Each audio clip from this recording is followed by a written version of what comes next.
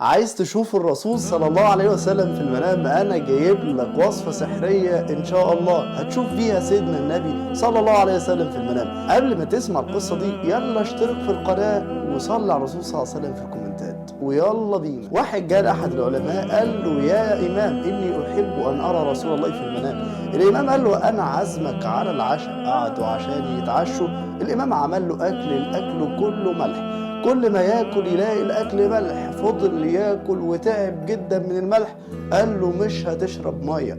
قال له: عايز تشوف النبي في المنام؟ قال له: اه. قال له: هتنام من غير ما تشرب ميه. الراجل جه للعالم قال له: اني رايت في المنام انهار وبحار. الامام قال له: عشان تشوف سيدنا النبي عليه الصلاه والسلام لازم تشتاق ليه زي ما انت كنت مشتاق للميه. فعشان تشوف سيدنا النبي عليه الصلاه والسلام لازم تحبه بصدق وتشتاق إليه بصدق. وقتها هتشوف سيدنا النبي عليه الصلاة والسلام.